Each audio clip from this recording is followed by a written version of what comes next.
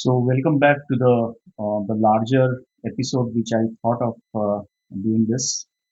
Now this episode is regarding the Venezuela crisis, which is what being we see unfolded over a couple of days, and these are the topics I will try to cover. What is the insider info on what has happened with intelligence data? That's one. Doctrines in play, geopolitical doctrines in play for mostly for the geopolitics student, political science student, geopolitics student and researcher, and also for the investigative journalist, because I have many audience who are from news and media fields, who are covering, who are doing research and also doing investigative journalism. So this information is also related to that. Then who backstabbed president and helped US? This is again a very insider story, intelligence story from different intelligence agency. I will try to cover who backstabbed president, the people, and I will provide the names who are backstabbed uh, with with a more confident level of conviction with the names, because these are the data which until and unless I am convinced, I will not produce that to the media. Uh, where is Machado, and why US is against her? This Machado is the lady who actually was activist, human rights activist who fought against the president, ousted president of Venezuela. So I will just discuss on that Machado and why whether US is against or for in this current new regime. Then larger geopolitical implication and doctrine-driven analysis, like what these tells about China, what China will do. There's a larger signal going to China, larger signal going to Russia, so mostly to China. So Taiwan strategy and all those things I will cover, right? And also Russia, how Russia sees that invasion again from the perspective or the lens of the larger European problem, right? The Poland and all those. I will cover that, what it means for them, uh, and how it signals Russia. Obviously, I will cover. Like when I say Russia, it's towards Ukraine is one side of the story. So how they will see Ukraine in one dimension, and also the Baltic states, right? The Estonia, Latvia, Lithuania, and also Poland, Slovakia, Moldova, and Finland. These are the areas I will try to cover. And again, what the larger Europe will see this as an whether Europe thinks that US is a security guarantors, what should be the strategy for Europe also. Then the final is regarding this crisis, what is the opportunity of India for, whether it's a good, bad, and what is the opportunity for India. So this crisis actually, if I have to see as a human being, just as a human being, this crisis is a bad one, right? It will bring a lot of humanitarian crisis, as well as it is not as per UN Security Council Charter. I don't know what is the role of UN Security Council for last 40 years. This is a defunct organization, let me put in that way. This is absolutely a defunct organization, UN, United Nations, as well as mostly United Nations Security Council, right? So I don't know what is that.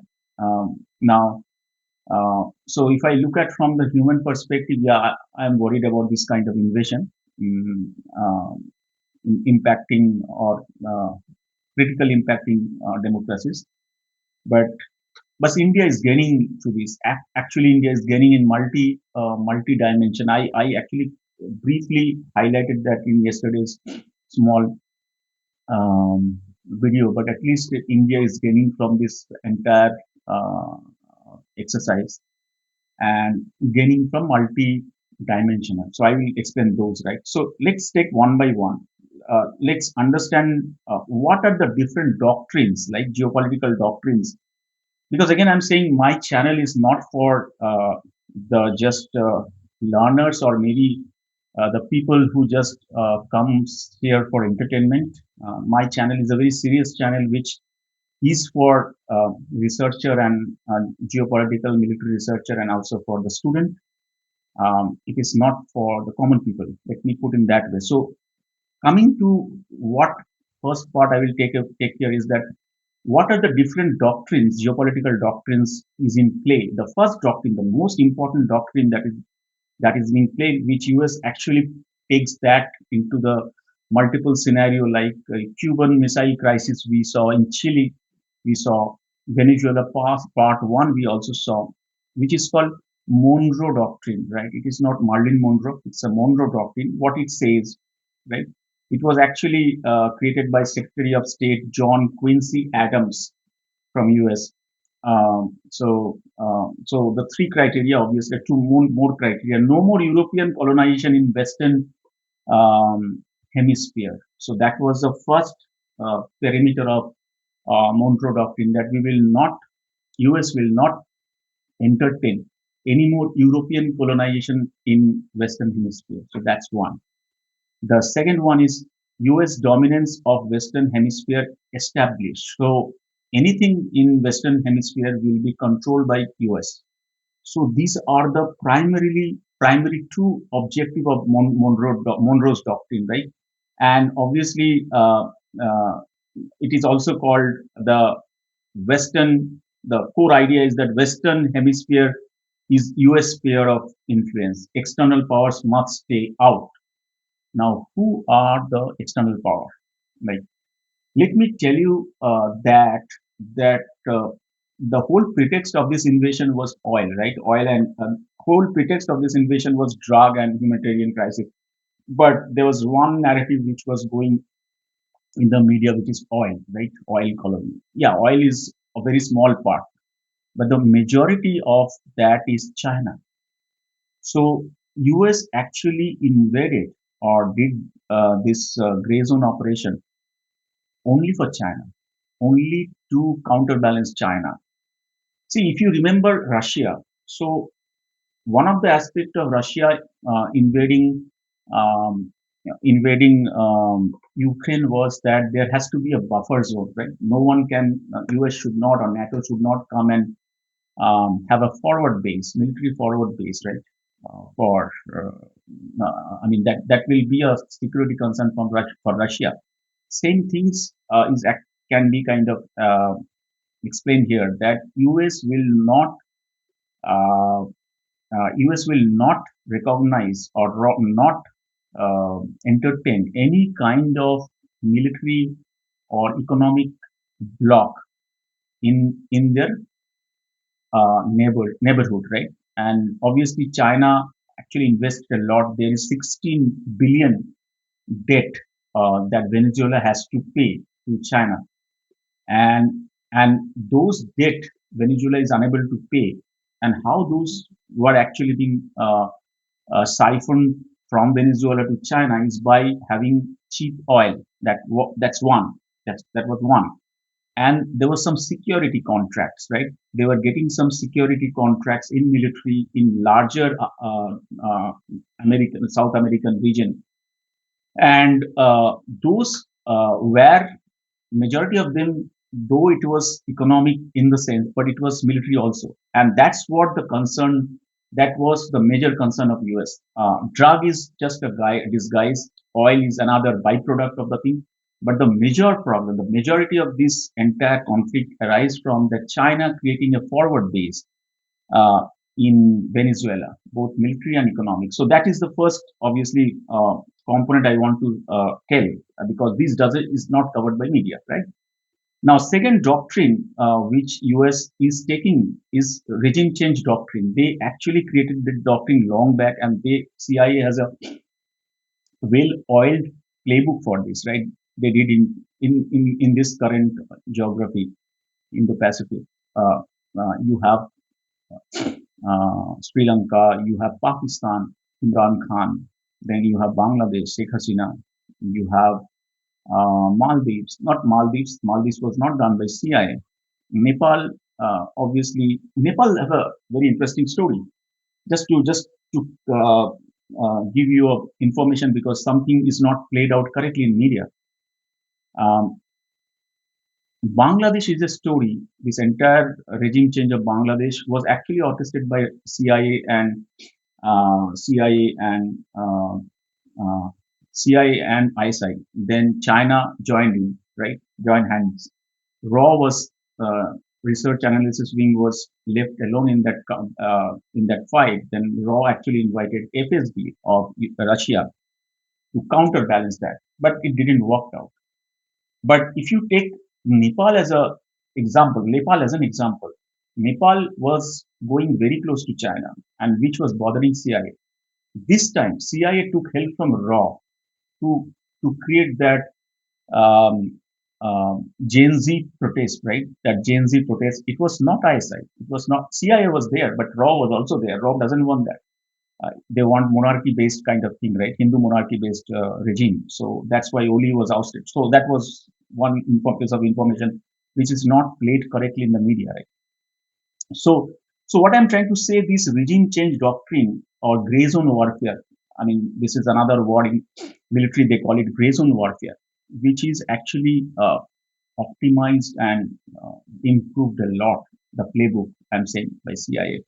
So that was second thing. Then responsibility to protect R2P is another doctrine. So these are the doctrines should be understood by any geopolitical student or international relationship student or the political science student who are preparing UPSC also. Responsibility to protect R2P is a doctrine which actually was framed by US and actually governed. The core idea of this doctrine is military intervention is justified to prevent mass atrocity, state failure, humanitarian catastrophe. For Venezuela angle, obviously, we have all these things, right, being played out. The fourth was the energy security doctrine. So energy security doctrine means that anybody who feel that I threatened my security doctrine, just like the fundamental rights in India, right? Just like education is the fundamental rights. Security, food security, energy security are also the fundamental rights of any country. India will have a fundamental rights. I'm not saying that. I'm just giving an analogy. So India will have a fundamental rights to have its food security, to have its security, energy security. That's why India went towards Russia, right, for buying Russian oil, and that was the reason. The core idea is securing access of critical energy resource is a national security priority. So anybody can do that. That's as per the Charter of UN. That these are the principal uh, rights of any country for the geopolitics, right? But obviously, that should not go and have a invasion. That's the different issue. But what is India doing is right. That I will buy cheap oil from Russia because that's my security, energy security. But India is not going and invading some country, right? So that's what. Then the fifth one is counter authoritarian axis doctrine. So this is another doctrine which is talked about, where the core idea is contain and roll back influence of authoritarian bloc. Wherever there is a dictatorship, you just pull that off. But for US, they play it selectively.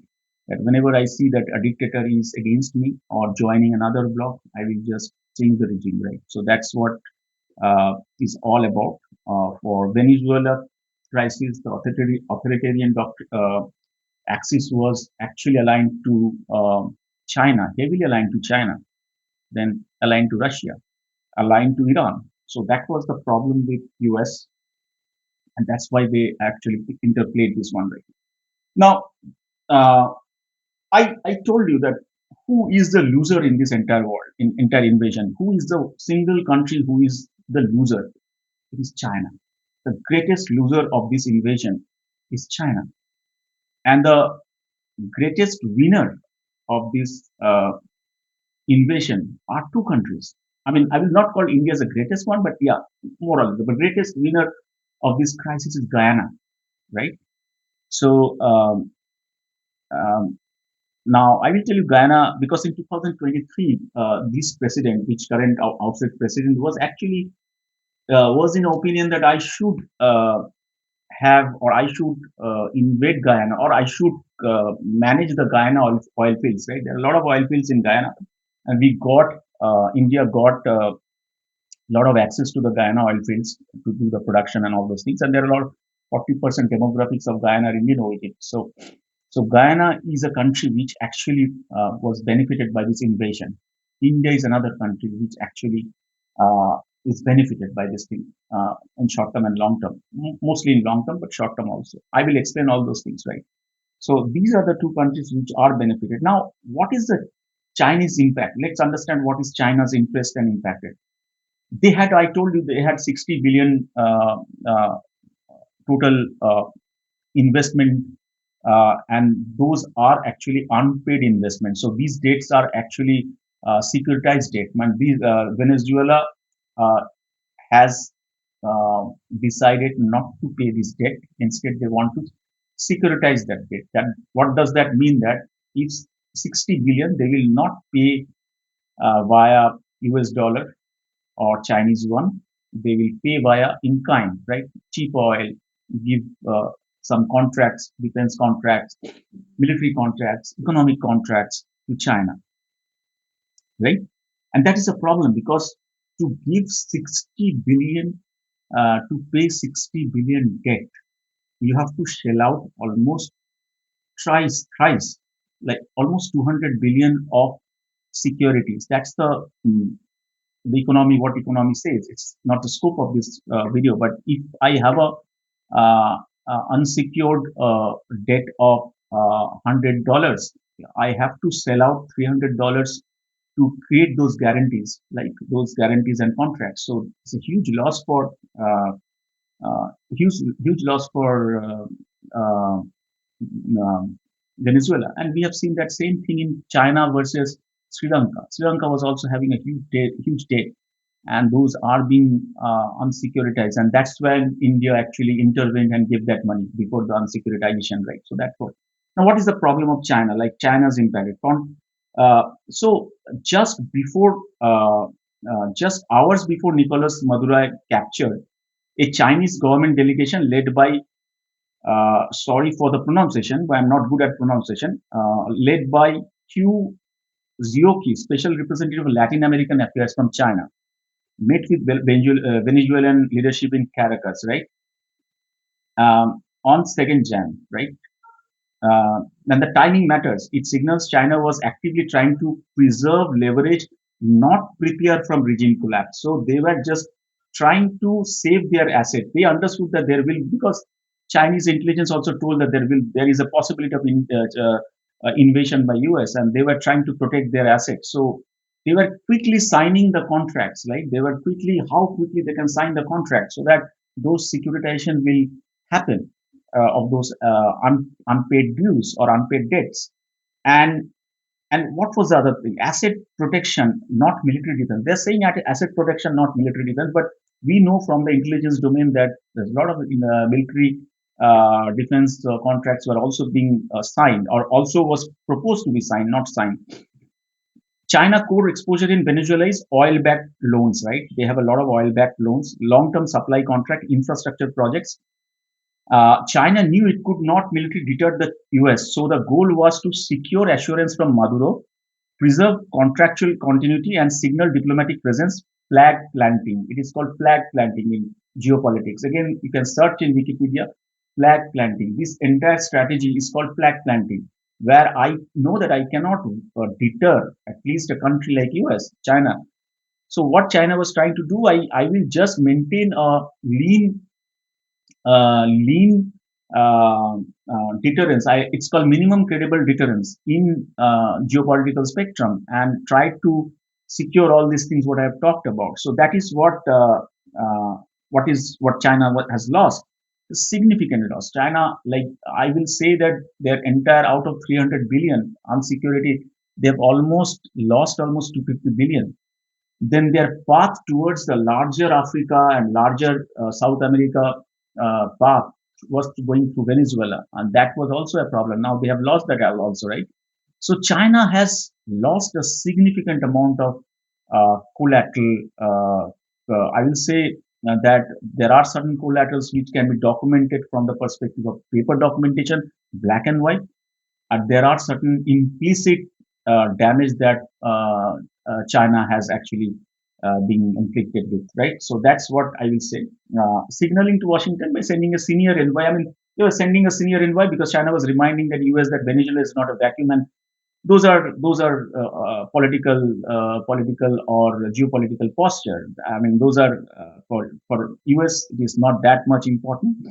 But they had a those delegates had a good meeting, and they were staying in a hotel very close to the palace. And obviously, when the US operation was going on, they were there. They were present in adjacent area in Caracas. Right now, what is China's posture after Modoro capture? What will China do? Chinese, there are around 100 plus Chinese firms who are in, I will tell you, who are in, exactly, I don't have the numbers on the spread of different countries, but total 100 plus Chinese firms which are in there in Mexico, Bolivia, Mali, Democratic Republic of Congo, Namibia, then Zimbabwe, Argentina, Chile. And they were actually routing their entire pipeline of oil, not oil pipeline, the oil supply as well as the mineral supply, right? All the critical mineral supply uh, through Venezuela. So some of the critical component of their entire supply chain was Venezuela. They were processing many things. So that was, and Maduro was actually aligned to China, and this entire invasion is a blow to Jinping. So that's a very big blow to Jinping and China. And again, Latin America trade race. Obviously, I told the Monroe Doctrine, where US doesn't want anyone's presence both economically and militarily in in Western Hemisphere, and also not in America, North America, South America. So they doesn't want South America also, because US is in North America, right? And Venezuela is part of South America, and or any other country like Argentina, Brazil, like any, because they were creating a cartel, right? China was creating a cartel with not only with Venezuela but with Brazil. Then you have Colombia, you have Ecuador, and you have a ring of cartels of oil, and they were creating those oils and supplying those cheap oils to Venezuela. Now that entire thing has gone vested, right? So entire thing, and as well as Latin America trade. So there has been a race between US and China for Latin American trade, where some of the Latin American leaders like Brazil leadership is not aligned to US. They're more aligned to China. So that's one another thing which China lost. Um, there are a lot of financing project which was across South America. Venezuela is one of them, but Colombia, Ecuador, Peru, Bolivia, Paraguay, Brazil, uh, Argentina. So around 900 plus billion of investment has been done in South America by China, right?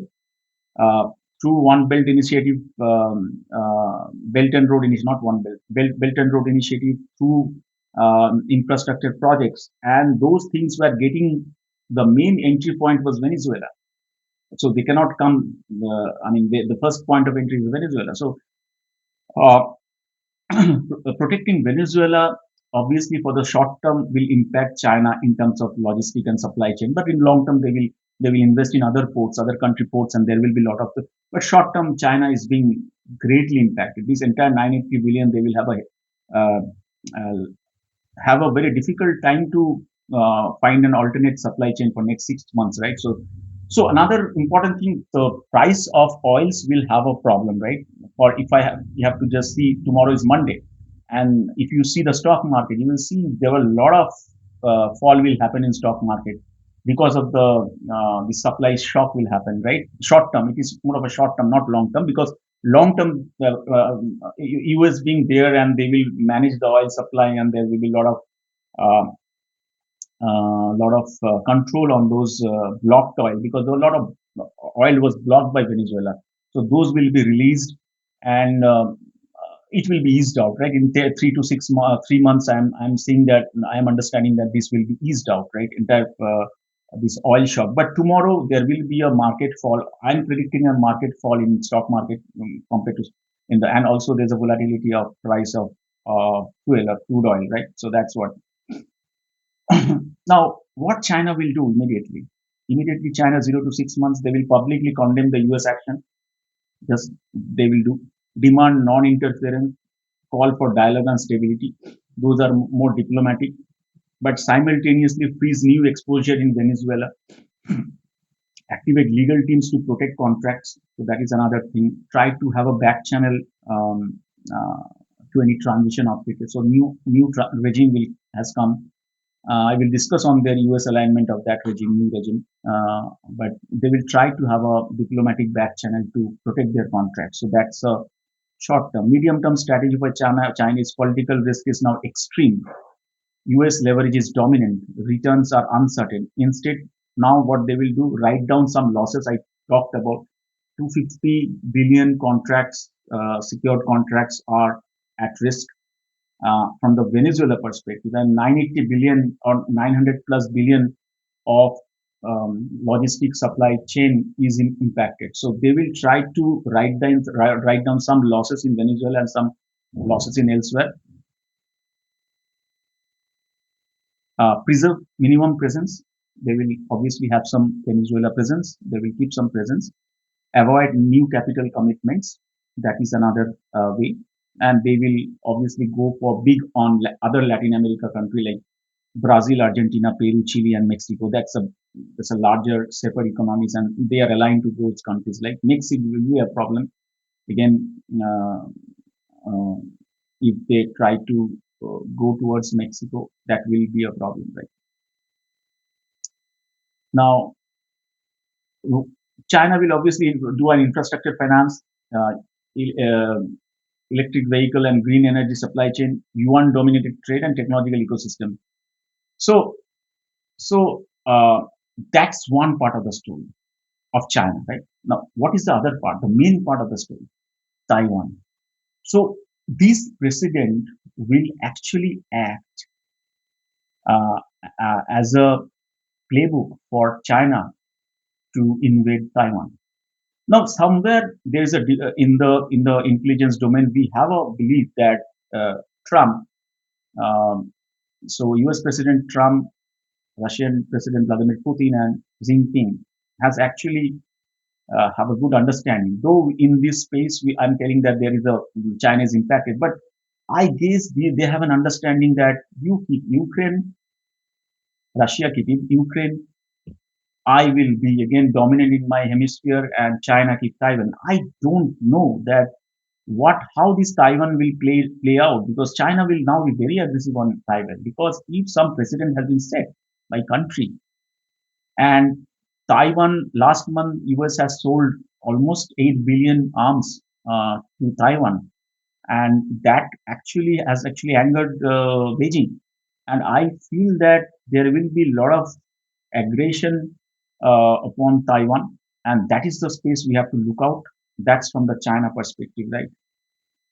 I'm coming to the other countries, but just I will. So that's my prediction is that obviously Taiwan will be a lookout for next 6 to 1 year or 2 year, and there's a high possibility, almost 60 to 17% possibility in the intelligence domain. When I'm seeing, like, if I take an opinion poll of all the experts, uh, intelligence expert, ex-intelligence expert, there is a 60 to 70% of the chance China invading Taiwan next 1 to 2 years. So that's the story of that from the perspective of China. Now, who backstabbed the Venezuela ex-president? Who backstabbed?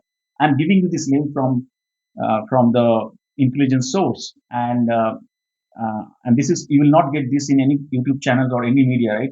The first person is the Major General Victor Hugo Velasquez, right? He's a commander of Venezuela Air Force. Now, not to act also is actually going against your president. So you can say that I didn't act either way. I didn't defend. I didn't attack US. So what does that mean? What I am hearing from the intelligence sources that Victor Hugo Velasquez actually knew this, and I'm naming one by one who were those.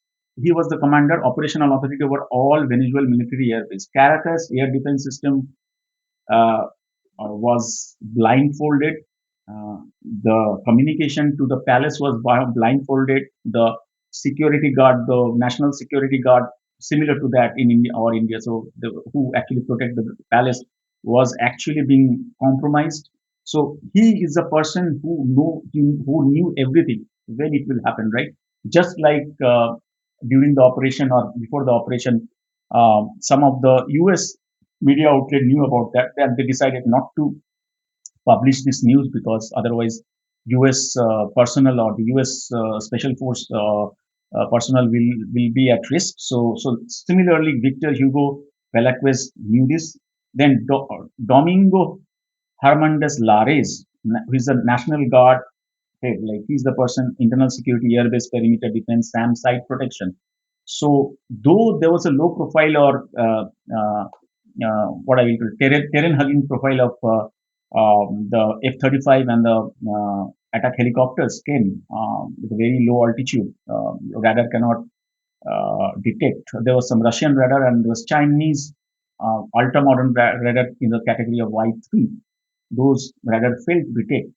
But there's a lot of chatter around this. Domingo Hermes Lares knew about that, and he actually did certain protocol which was not normal for any kind of air defense readiness, right? So that's what COFAN B, right? That's organization that unit called, who was not active on that night. The next one is Ernesto Moreno, rank commander, air defense command. He was managing the air defense, and so he was actually being slightly passive in that night, with some degree of communication not properly given to different units. The communication was not sent to the palace security guards and all those things, right? So that's another person name. Ruben. Then next person is Ruben Har, uh, Hernandez, ranked head of military and security intel, DGCIM. Is their raw, just like India, raw and IB are different, but they are integrated, merged together, internal and external agencies, right? And these are military intelligence. So DGCIM, head of military intelligence, he will be also part of that uh, entire backstabbing, I will call it, right? The next person name is Carlos Perez, uh, head of GNB is a National Guard, similar to National Guard, who protects the palace, all the commandos who protects the palace where president lives, right? So he's also in that list of people who backstabbed the Venezuelan president, right? So that's what I am getting from the intelligence source. Now, now what we have seen now, uh, uh, the president has been captured. He's in New York City jail. There will be trial, obviously, but there has to be a next regime in Venezuela. Now, what has happened? We know that Delcy Eliona Rodriguez is being referenced as the acting president of Venezuela from the Supreme Tribunal of Justice, just like the Supreme Court in India. They have actually assigned Delcy Eliona Rodriguez being the acting president. Now the question comes. He was the vice president, obviously. Multiple time he was the vice president and senior official in the ruling United Socialist Party, right? So uh, I will call it, she's a neutral. She is in the inner circle of the outstate president, but she's not actually very much loyal to, I will say, not very loyal to the outstate president. She was in the inner circle. Uh, uh, Rodriguez herself denounced Madura's detention of US as illegal, and so she had called that illegal, illegitimate, and uh, she is saying that Maduro is the president, but actually she is the acting vice president. Now, now how she has been accepted in Venezuela? Supreme Court has given that order, so it is as per the Constitution of Venezuela that is valid. She accepted that for the public apathy and obviously for the reason of optics. He has said that still our president is Madura, but she is the acting president. How US, does US support her now? What is the alignment of US? Let's see. What is the alignment of US? Now, Donald Trump yesterday, or India time means there, yeah, yesterday US time. So he has told that the Fox News that US will temporarily run Venezuela until and unless a regime is formed. Now, what does that mean? So we have to understand like what does that mean? This lady, which has been who is the acting president now, Eliona Rodriguez, right? He is slightly aligned to US. Now that's the tell. He is very much against China. So this acting president is not aligned to China, though she's very much into the inner circle of outside president, but she's not aligned to not aligned to China. She is slightly neutral or slightly aligned to US. But US is also doesn't want a neutral or slightly aligned to US kind of person, right? They want a person who should be outright US aligned, right? That's why they have actually broken that. Now, US has accepted that as a temporary, I guess, as a temporary uh, settlement, but they will try to see in a short term how these things go, whether through back channel China diplomacy is working to gain access, or they're actually more open. I mean, she's more open to US. So that's what also can be the story. The key reality is that the US acknowledged Rodriguez as acting face of Venezuelan leadership. So US officially acknowledged that Rodriguez has pushed back against US control and called for Madura's release, currently refusing to position herself as a US proxy. So, in people's perspective, Venezuelan um, uh, citizen, she want to say that I am not a proxy person. That's a problem. That's a spot of bother she had right now. She is aligned to US. She is okay with this leadership position that Supreme Court of Venezuela has given. But the problem is that whenever she sits in that chair, people, the citizen of Venezuela, thinks that she is the proxy of US.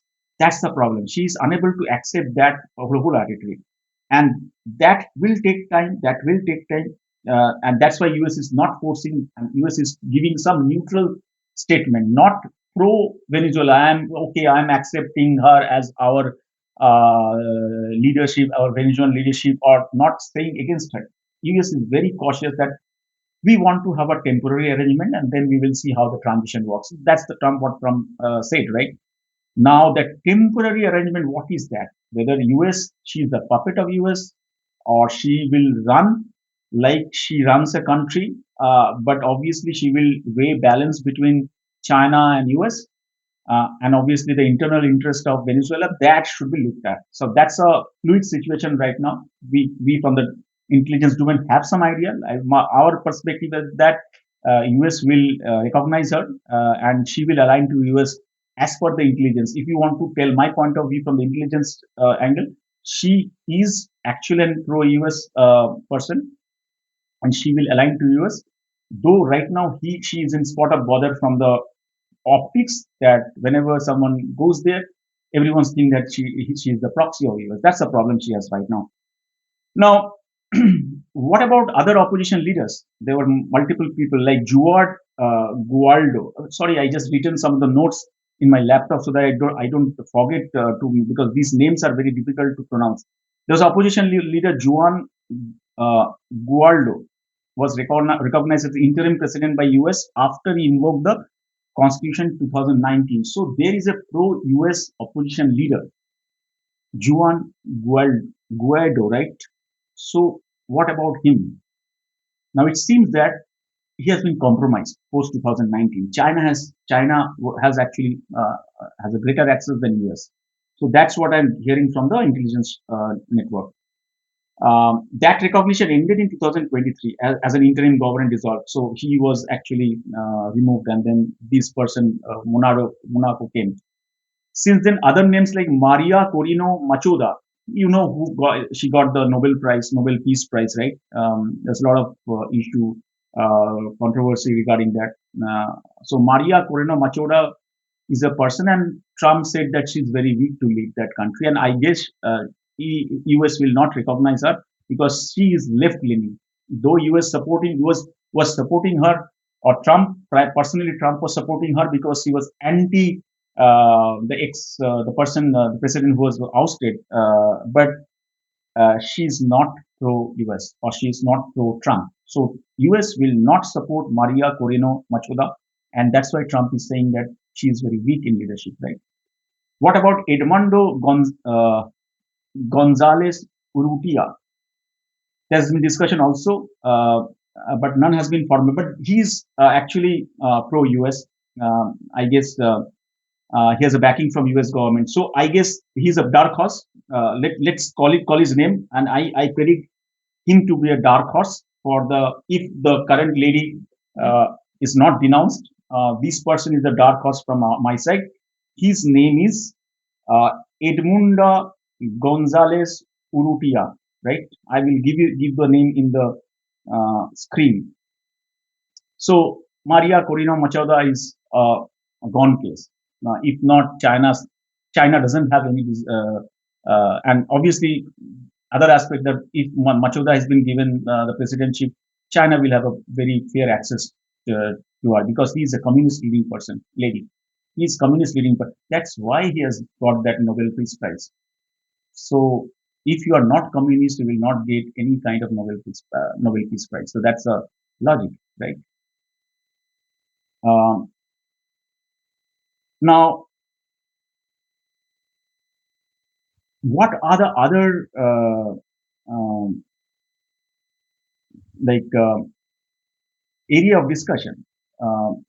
Why Venezuela? Let's understand Venezuela. Why this happened? So Venezuela has almost 303 billion barrels of oil, right, which is 70 to 20% of global total, and it's much larger than Saudi Arabia and other countries, right?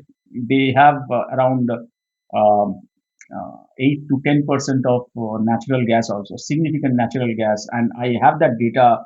195 trillion cubic feet of natural gas.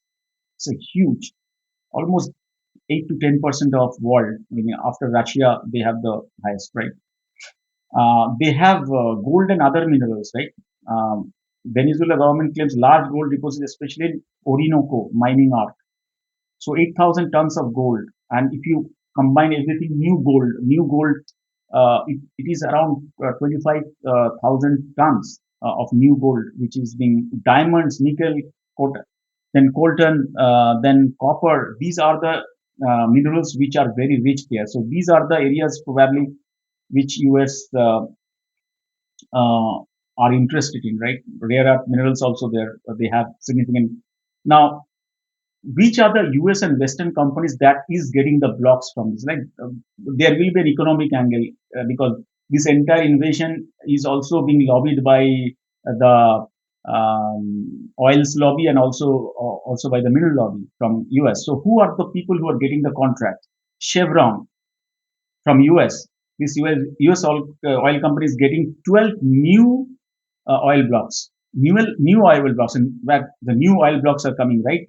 And they are getting around 18% of the reserve oil production. So Chevron is the winner in this entire scenario. 12 new blocks, 18% of the existing oil reserve, the production, right? Then you have ExxonMobil. ExxonMobil is getting 6 new blocks and almost 8 to 9% of the existing production reserve, right? That is one. Then ConocoPhillips, there's another company, oil company, who are getting significant. I don't have the number, but they are also getting a significant portion of. Then you have also different mineral companies who are getting a larger pie of the gold reserve and diamond, copper, and rare earth minerals. Those are the things.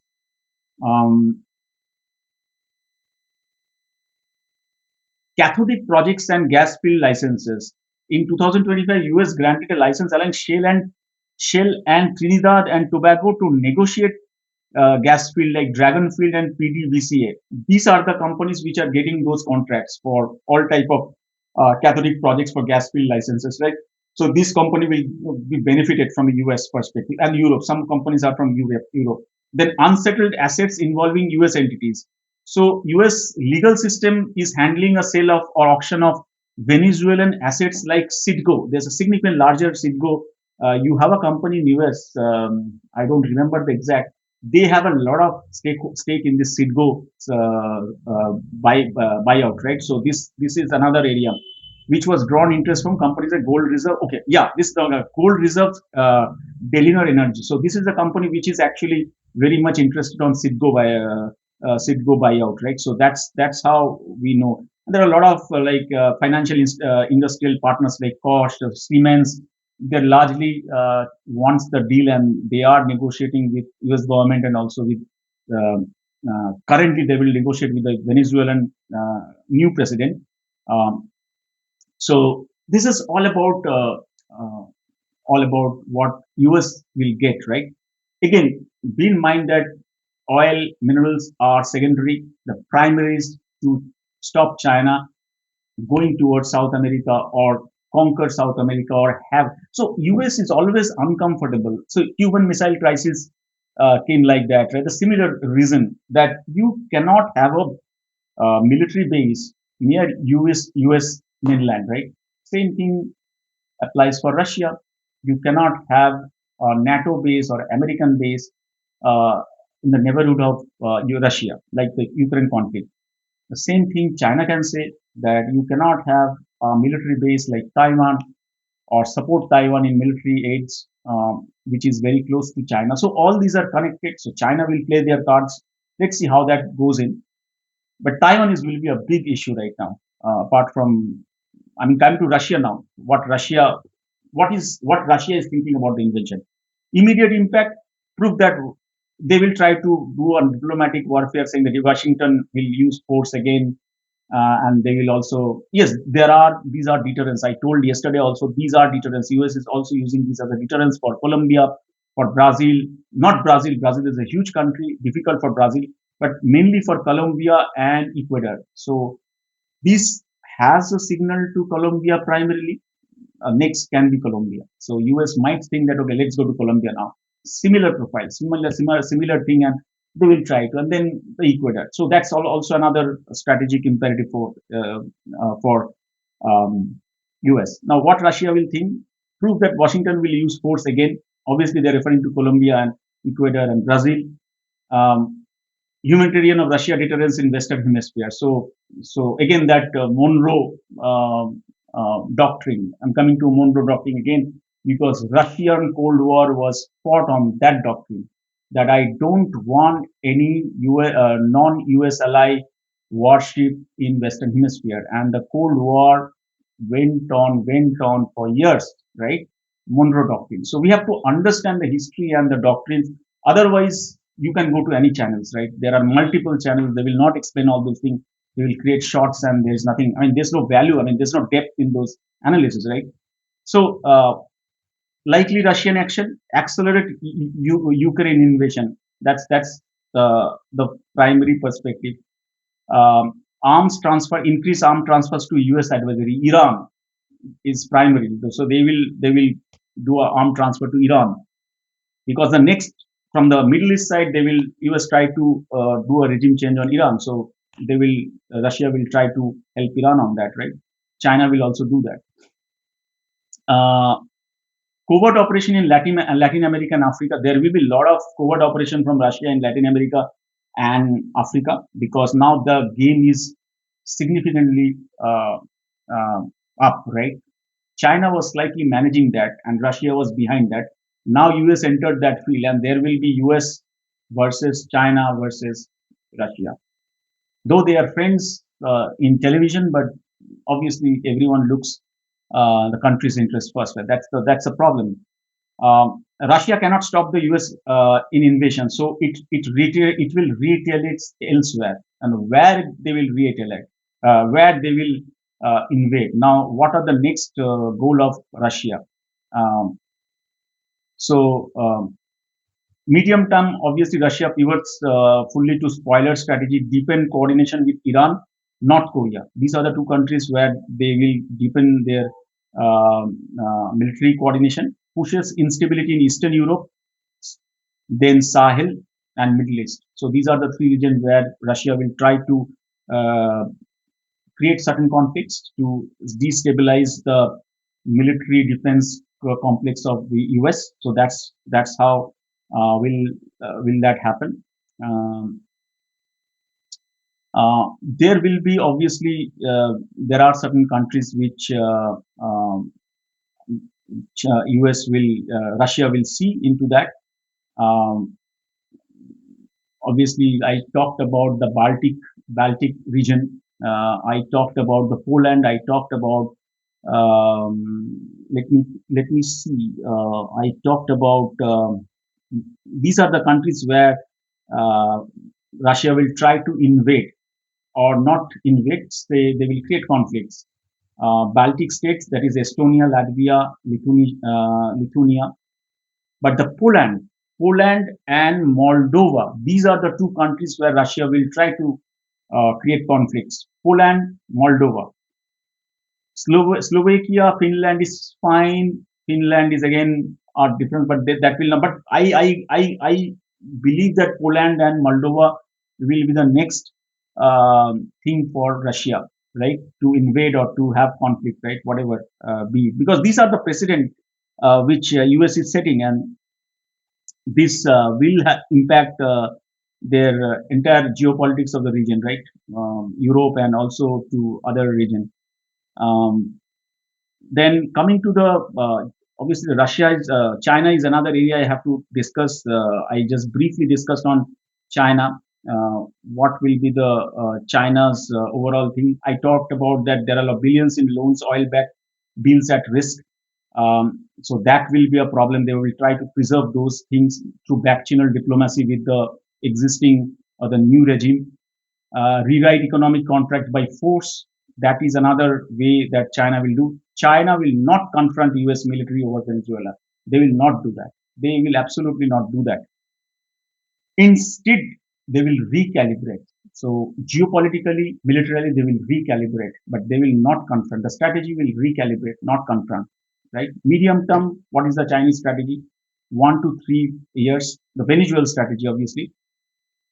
Taiwan becomes urgent. So that is where the focus where China will do that. This is the right time to focus on Taiwan and try to invade Taiwan, right? Because this is the perfect timing US has created for Russia was within the same axis, uh, China axis, so they wouldn't show that. It will not be good in terms of geopolitics or in terms of military optics that after Ukraine, the same axis invade another country, right? Now US has done that, right? Other axis, in the multipolar world, the other axis has done that. Now it's a payback time for China. So China will try to invade Taiwan in 1 to 2 years. So that's the prediction. Probably we know that is on the cards somewhere or down the line. They will do PLA readiness, blockades and coercion drills that has already started in that strait, Taiwan Strait, and also South China Sea. Gray zone operation, they will do gray zone operation in some small countries. So if you don't move on Taiwan before 2030 window closes, Beijing has their mouthpiece has actually discussed this in one article, and multiple times they have discussed that Taiwan has to be addressed by 2030. But that time this invasion was not there, right? Now that will accelerate, right? The normal scenario when Beijing created that vision document in 2023, probably 2023, their 5 years roadmap, right? Their 5 years roadmap. What they have laid out that 2023 to 2028, they have to do all sort of diplomatic military readiness uh, and conquer or invade Taiwan by 2030. Now, after this entire exercise by US, and obviously is Israel-Iran conflict has given them some playbook that if US and Israel can do that, we can also do that, right? So and that acceleration will happen. So 2030 is, that's why I'm like calling it will be like either in 2026 by or 2027 it will happen. So they need 1 year time to do all sort of preparedness, diplomatic fallout. mm. So invading a country is not that much easy, right? They have to prepare all sort of economic sanction, economic blockade, since China is much more dependent on Europe. So they will try to bring in Europe also in their parlance, saying that US. So this entire crisis, Europe has to recalibrate their strategy also, because Europe should think that I mean, they were losing confidence. So Europe was losing confidence in US for security guarantee, right? So US actually invaded Venezuela to, that will give them some comfort, right? They will give them some comfort in the expense of China. They know that, but China has to work with Europe. They cannot stuck to market. They cannot open multiple front war, one with Europe, one with US. So before going to China, before going towards invading Taiwan, they have to bring Europe into their front. So if they succeed, then only they can go to Taiwan. They will not open a front with both with European Union or Europe and with US. They have to uh, bring Europe into their axis, not militarily, but in terms of diplomatic. I'm saying diplomatically, right? There should not be any sanction towards China, economic sanction. So US will be left out, and probably UK will be left out in that entire diplomatic confrontation or economic confrontation. Probably they will think that let's forget Taiwan. So, someday, obviously, US will say, let's forget Taiwan. UK will say, let's forget Taiwan. Let's understand that it's a one, I mean, China, Taiwan to be part of China, right? That's what I also feel, that to invade,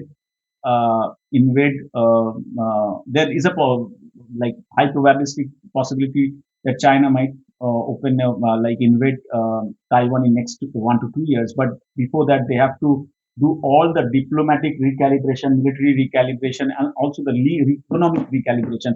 So the supply chain has to be kept in order. Then the production, Africa, Global South, Asia, Europe has to be more or less in robust condition before going into Taiwan, right? So that's how the deterrence can be built, so that US doesn't do anything, right? That's what my uh, perception is, that, or point of view is that.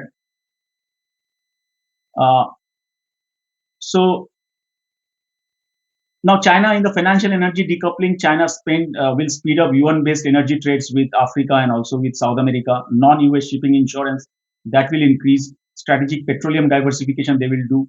LATAM side, LATAM soft power surge. China avoids military presence, instead buy influence in Brazil, Argentina, and Peru. So they will try to influence, not have a military presence, but have an economic presence.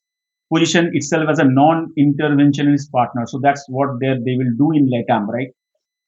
Uh, um, what US will do? Let's discuss what US will do after this. Demonstrate credible force projection, that will have a deterrence, minimum credible deterrence for other Latin countries like Colombia and Ecuador. I talked about. Provide a calm and composed assurance to the Europe, saying that we are still the net security guarantors for you, and believe in us, and that's the what. Then they will secure the energy leverage, secure deterrence image that I talked about. Then cost, obviously, uh, forces two-front strategic competition with Russia and China, systematic rivalry, and one will be disruption. So for Russia, it will be more disruption-oriented strategy US will take, and for China, it will be more systematic rivalry. China will take from the geopolitical perspective, right? Now, um, what will happen in next 3 years globally regarding this context, the entire context? Most likely, year one, Venezuela stabilize under the heavy US influence. That is the most predicted path or trajectory. Russia escalates indirectly elsewhere. China stays publicly calm, privately alarmed. This is year one, right? And also rebuild the deterrence capability to invade Taiwan. So they will not do in a hurry. So let's invade Taiwan. So they will not do that. They, again, I'm saying they will create all the economic deterrence, financial deterrence, military deterrence, and supply chain deterrence before going into Taiwan. Because sanction, if sanction comes, they have to.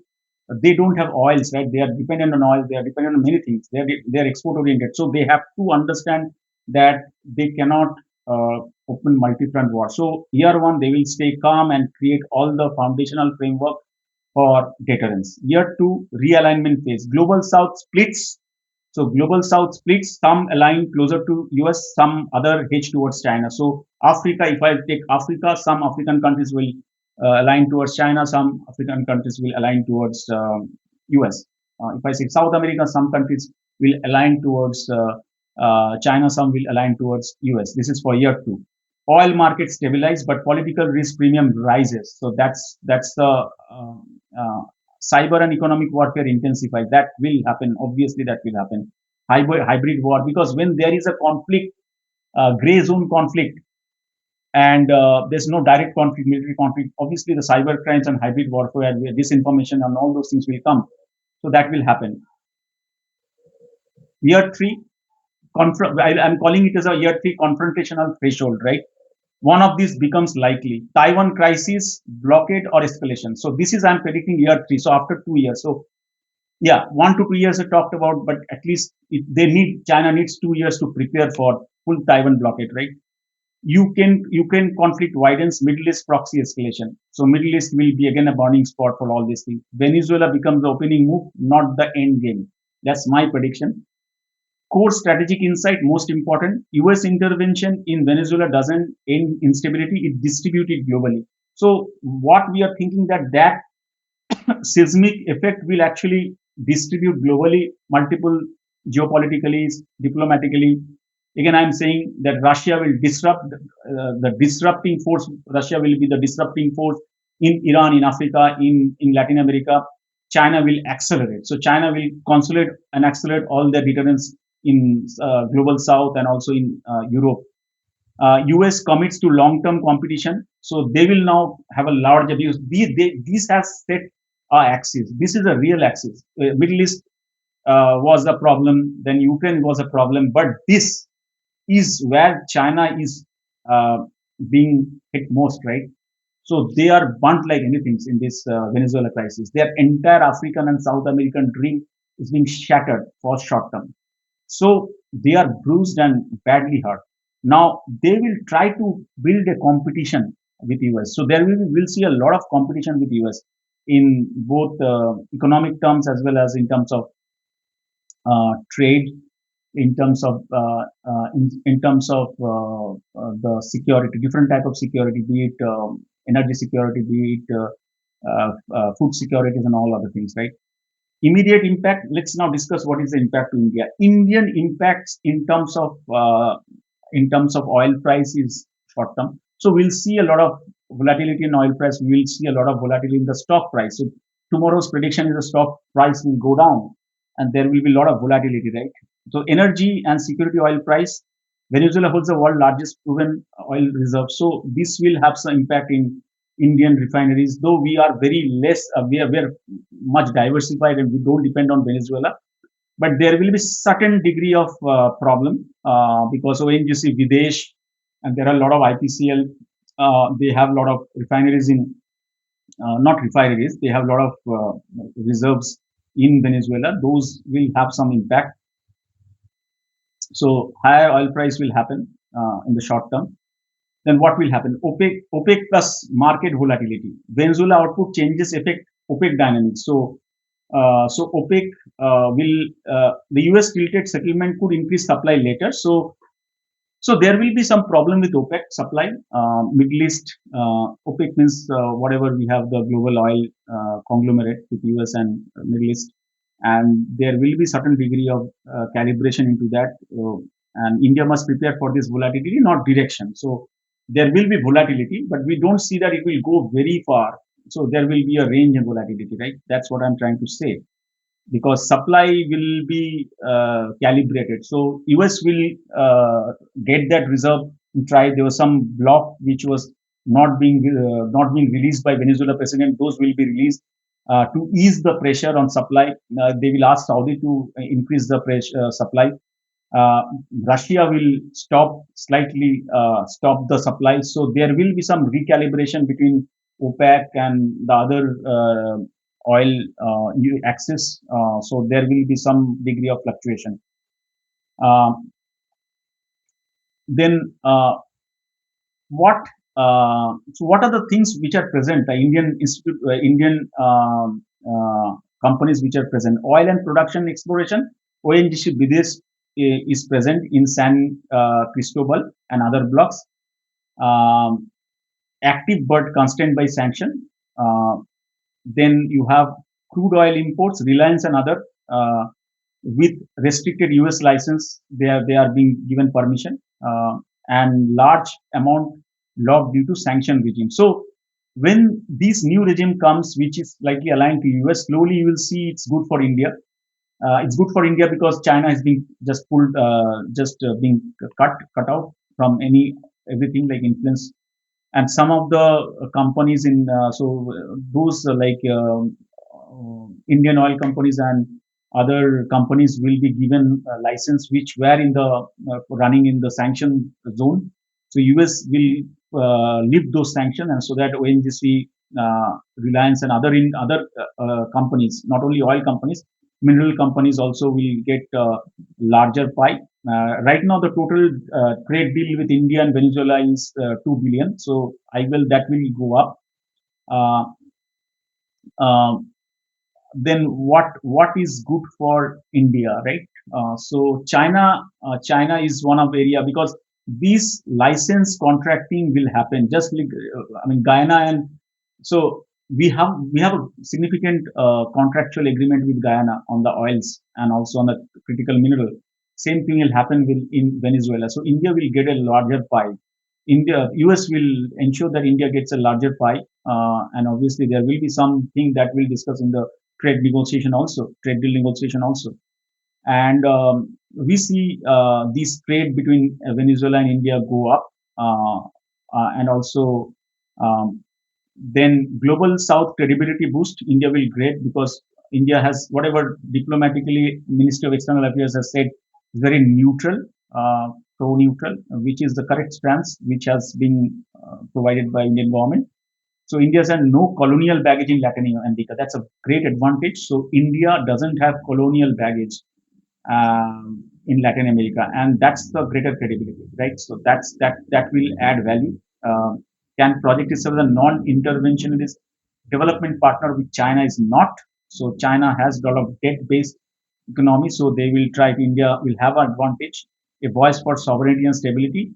And already India has been projected as a leader of global South. So both South American countries and also African countries are very well aware of that, and they will obviously choose India as a partner than China when there's a US regime in Venezuela, right? If it was otherwise, provided they will align too much China, because China's influence is much bigger in Venezuela. But now the condition is reversed, where US influence is much bigger, and India will have a larger say uh, across those countries compared to China, and US will try to do that, right, instead of China.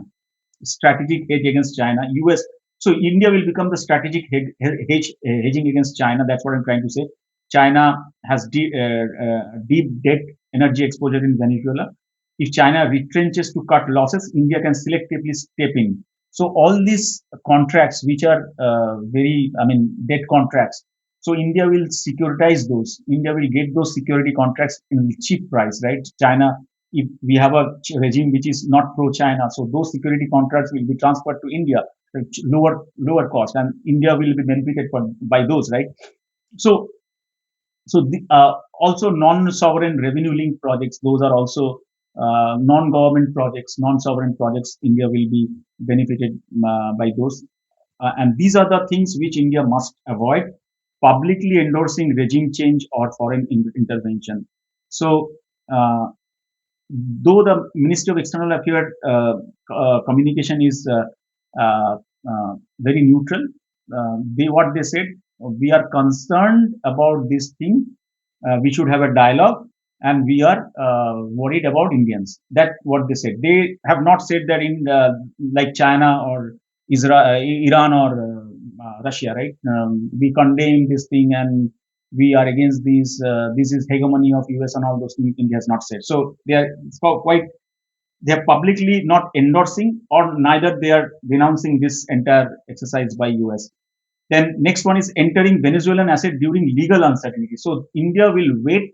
India should wait right now, not go or delve into Venezuelan asset because we don't know about the alignment of the new regime, whether US has fully controlled the new regime, whether China, there's influence of China through back channel or the new regime is quite neutral. So India should open the card after 6 months, 3 months to 6 months, but they should not lose the opportunity, but they should not open the card or they should not commit themselves, right? That's what I'm trying to say. They will just slowly take decision based on the evolution of the story, right? So that's what entering Venezuela asset during the legal uncertainty will be a problem. Allowing oil price shocks to pass through unchecked. India will obviously, if there's an oil shock, India will try to do certain degree of navigation so that Indian domestic in India the inflation is under control and also the price of fuel are under control. So that will be another thing. Alienating either Washington or Moscow unnecessarily. So this is another important thing I was trying to say. Act neutral. Act neutral. Don't commit. See what the regime is now, right? Whether it is going towards neutral regime, pro-US regime, or pro-China regime. So wait and watch situation. That's what. So up to this. Now, what should be the strategy, right? Indian strategy. Now we'll talk about the geopolitics strategy. We'll combine everything together. What Indian should be in a three-layered strategy. I have defined a three-layered strategy. Short-term, 0 to 12 month shock absorption. So I will absorb shock, not only economic shock. There will be some diplomatic shock. We have to navigate through those diplomatic shock. So increase strategic petroleum reserve that opportunistically. So there will be a volatility of oil price. So buy on low and increase the SPR, that is strategic petroleum reserve. Hedge crude exposure using diversified long-term control contracts. So that's what I was saying about hedge crude exposure. Keep diplomatic statement neutral and law-based. This is what India should do in a short term, 0 to 12 months. Also, they should uh, try to see what sort of development that is being getting accelerated in South America and Africa through those supply chain contracts, license contracts. What is happening in Taiwan Strait, South China Sea?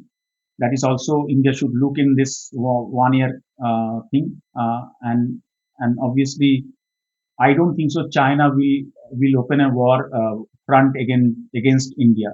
So this has changed entirely, right? If they were thinking to open a front against India in Arunachal, direct front, obviously proxy front like Bangladesh will be there, Bangladesh, Pakistan will be there, but the direct front like Arunachal will not be there, right? So that's a complete. In short term, I'm just negating that. Medium term, 1 to 3 years, quite positioning. So this is where India should position in Venezuela, track Venezuelan legal and sanction framework, prepare Indian PSUs for refinery upgrades, crude swap arrangement. So there should be a lot of crude swap. I'm going to economics a little because these are the things which are closely linked. So there will be a lot of crude swap arrangement that has to be done by India. Coordinate with Japan and European Union for rich shared entry model. So Japan and European Union has a lot of license contracts in South America and also because while US actually completely pulled out during 80s, 85s after those Venezuela crisis. So that time they have actually brought in Japan and European Union. If we know about the history, right? So we have to also know about the history, what has happened. So when US pulled out after the Venezuela crisis, they have actually brought in their proxy like Japan and European Union together to all the license contracts in ports, in industry, and all those things. So India should actually coordinate with Japan and European Union for risk sharing entry models where there are very optimized risk model. They should entry on those projects, right? Or buy those projects. So those are the things which can be done. There's nothing militarily India can do because India's posture is not India's posture is regional dominance, not global dominance. So I am not considering that. Long-term 3 to 5 year structural advantage. US Venezuela use Venezuela president to accelerate energy transition. So energy security will be an important thing. Reduce oil intensity of GDP. Strengthen India Latin American energy diplomacy. Institutionalize non-aligned crisis mediation role. So it should be non-aligned. So somebody was saying in YouTube channel I was seeing some expert in geopolitics. This should be the reason India should attack and take away what POK, right? Now I was laughing, right? I was laughing like they doesn't understand. They're calling themselves geopolitical expert. I don't feel that India will do this now. The best option for India to take away POK, though it's difficult in this current context or maybe in future context, but the best time to take India, and I feel that that can be a possibility if the current regime be there for next 10 years. The ideal timeline will be between 30 and 35, 2030 or slightly more than that, around 30, 35, around 35, 2035 is the ideal. I will take that in a different, that's interesting story that whether India should take POK or not, that's one point. Then if we should take POK, how we should take POK militarily, what should be our strategy, and what is the right time to take the POK, right? I will create a separate podcast. But all these YouTube influencer who doesn't understand the geopolitics, military, economics, I don't know what they do. I mean, they just tell something to create reels, right, for views and likes, right? That's what this thing going. Strategic insight, most important for India, Venezuela is not about taking sides. It is about turning global disruption into long-term resilience. So there will be a lot of global disruption. One disruption I talked about, the license contract of China will be getting transferred. So can we buy those from Venezuela through US backing? Then all the industrial contracts and the project contracts, non-sovereign project contracts can be distributed. Japan, can I talk with Japan and European Union to get into those? So those are the strategy we should take in a long term. It's about turning global disruption into long term resilience. So energy security, mineral security, those are the two areas we should look at, like how we can build those. Any other thing how India play it smart if we use ONGC, BDES, IOCL, BPCL, Reliance for service contracts, right? Service contracts, not only for oil. Let's say that okay, IOCL, not Reliance. Let's take Reliance. Um, Reliance can diversify into other venture, right? Not only oil. So can Indian government use Reliance proxy subsidiaries, right? Non-sovereign subsidiary, can they win service contracts? Can they win swaps, the current crude swaps? Then refinery linked supply deals. Can they win the refinery deal supply deals, right? So these are the areas we should look at. Enter, because see, Guyana is a country where we have got the block, right? Now we need some logistic and service contract to process, interim process, and then bring it to India, right? Or do a process, because to bring to India and do the processing will be costly affairs, right? So processing in Venezuela or processing Guyana or doing some element of refining in Venezuela will be most beneficial for India. They don't have to bring the entire refinery oil, crude oil to India, right? The cost of transporting crude oil is huge, but the cost of, because 100, I'm just giving an example, 100 liter of crude oil will make you 2 liter of 1 liter of real petrol. So I'm just giving an example. It's not correct data, but that's what I'm like, just transporting a huge amount and just carrying through the sea will have a lot of insurance risk and all those things, transportation cost. Instead, do some quick processing and refining in the nearby area, then bring the refineries, those refined oils, right? That will be cost effective in that way, right? Strategic pair. Then the next one is the debt-free alternative to China. China has large oil-backed loans in Venezuela. India can offer project-based financing. I'm just giving coming economics and finance is coming here. India can offer project-based financing, revenue-linked contracts. So the first one will be held by US and second one will be held by Japan mostly. Revenue-linked contracts. Japan is the most important. No sovereign strings attached. So that's what on a public Venezuelan common public eyes, India will be not like playing a disruption or disruptors in this area, right? There. So that's what on that strategic petroleum reserve. I will not go into that. I've discussed on that critical mineral golds and all those things. Obviously, those contracts, if we get, then we will be getting a lot of gold reserves and critical mineral reserves. Um, Diplomatic capital in global South. While United States handles security and Russia and China posture hardens, India can project sovereign respecting engagement, reconstruction, and development credibility.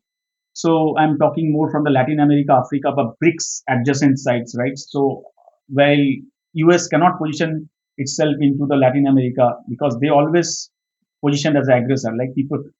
So you, Ecuador and all those countries will think, okay, US is aggressor, while India has positioned itself as a global South leader, and much more than China.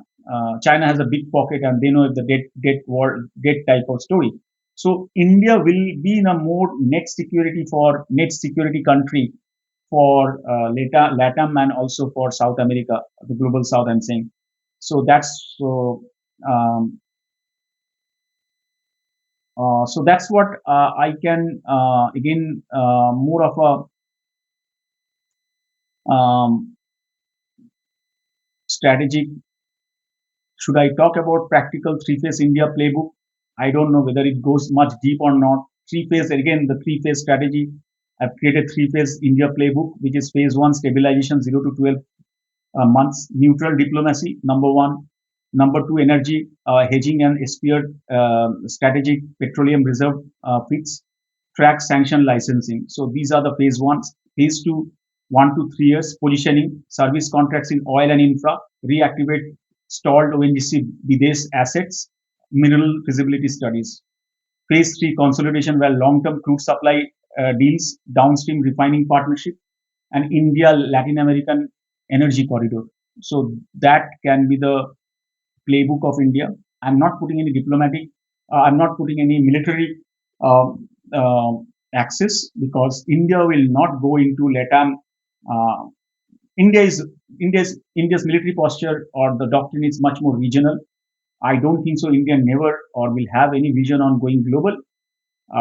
That's not Indian. Obviously, economy is global. Economics, they will do trade with the multipolar countries, and India will do that. But militarily, I don't think so. India will play a global role anytime in next 30 years, 20 to 30 years, unless and until some doctrine changes. India change their doctrine. But current doctrines, if the doctrine doesn't get changed, probably India will not have any kind of military link playbook in LATAM or in South America.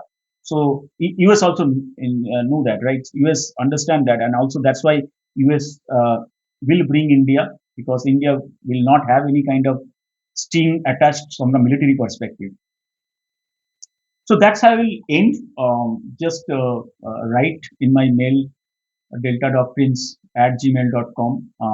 Like I got many mails for multiple videos from different reporters, journalists, and also some research scholar. And I love to get your views.